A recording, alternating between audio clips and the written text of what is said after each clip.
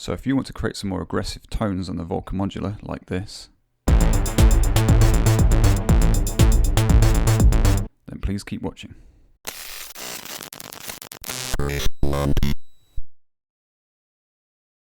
So this is going to be an advanced tutorial for the Volca Modular, but just a quick look at the architecture to familiarise ourselves with what's going on.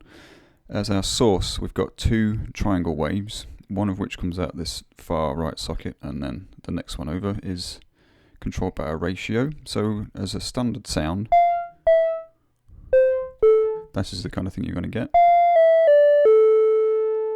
with function 1 being normaled as our amp envelope through one of the dual LPGs, and then of course if we route the socket on the left,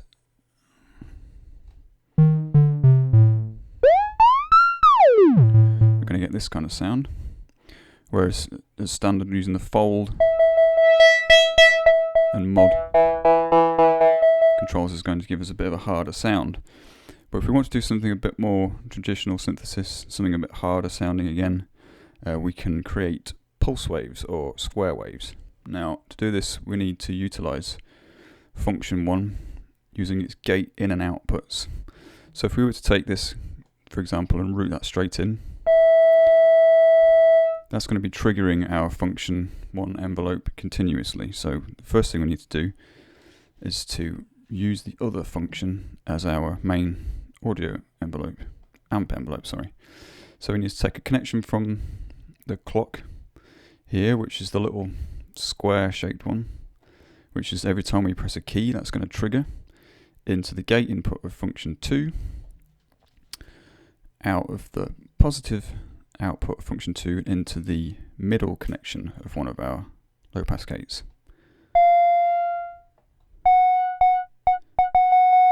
So now function 2 is our envelope. So now if we take our source oscillator, run it into a gate input on function 1, and the gate output of function 1 into the audio input of our low pass gate, there's our square wave. And I've chosen to use the oscillator that's controlled by the ratio control so that we can get some good sort of sub-bass sounds going, and the pulse width modulation is a bit more obvious sounding when using this one, but you can equally use the other. So that's our basic square controlled by this, but if we want to alter the pulse width of that, we can control the level at which it crosses the threshold of the gate. It's a bit difficult to explain, but what a gate input does is it looks for a signal rising above a certain level and converts that into a pulse, which is, it's lucky that we have an output of this function, by the way, because otherwise we wouldn't be able to do this. But it looks for an input, and once it crosses that threshold it flicks on a switch, and once it drops below that threshold it switches off again. So if we want to control the pulse width, we need to change the level at which the oscillator is going into that gate. So if we get rid of this connection and come from our oscillator into here, that connection on our utility module, and then take the output of that back into our gate input,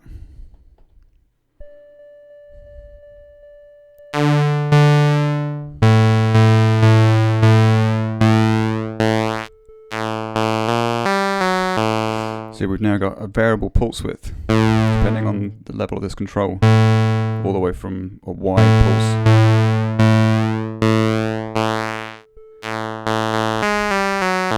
through to a narrow pulse. Now additionally we can modulate this C knob using the very bottom connection of our utility. So if we take the negative output of function 2, route that into C at the bottom, our envelope is now going to control the pulse width. So here it is, kind of vanilla square wave. The more we turn this up,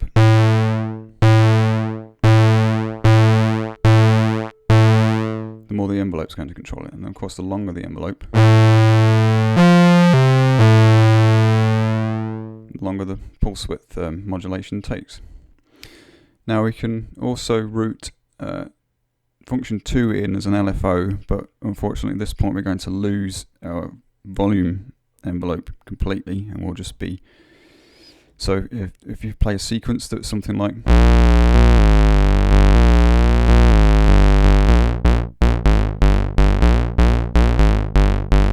we're not going to get any gaps basically. If we take this here and route it into itself, which turns it into an LFO,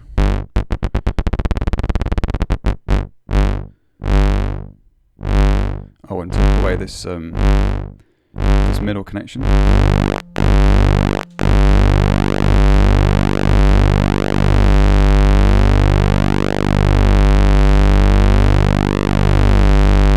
going to get nice long sort of stereotypical pulse width modulation sounds, but with no gaps in between.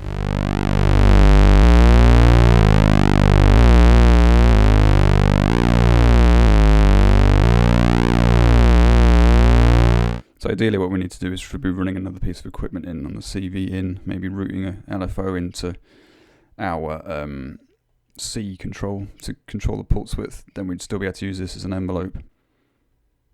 So at this point I've gone back to the patch we had before with the envelope controlling the pulse width. If we take our connection from our low oscillator into a high oscillator, obviously at the moment we've still got a square, but it'll also try and pulse width modulate any of the fold and mod controls that we make.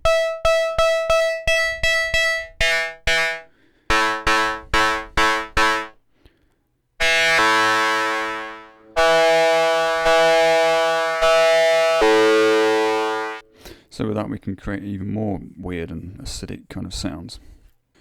So I've gone back to a basic patch here with just function 2 controlling our envelope. Another thing we can do with the gate inputs, as shown before, is we can create a shapeable noise. Now some people will know that if you take the top left connection rather of the woggle into the audio input of one of the low pass gates, you can hear the noise of the woggle.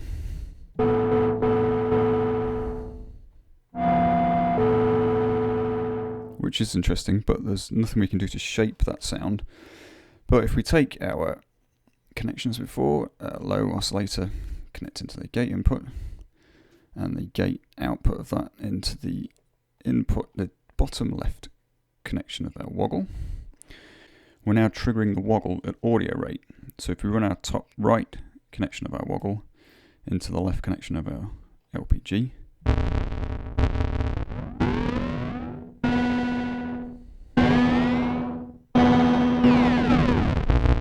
create a shapeable noise.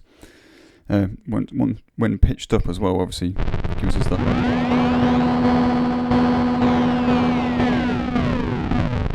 highest range available.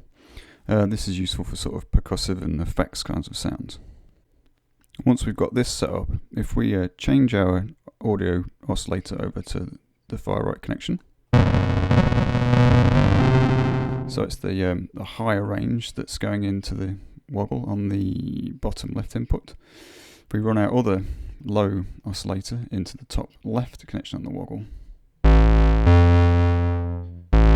our two oscillators are now running through the sample and hold audio rate.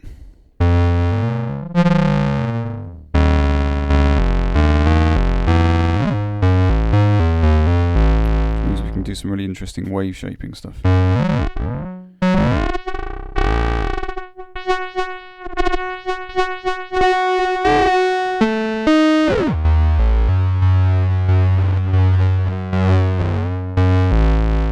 A whole load more textures to play with.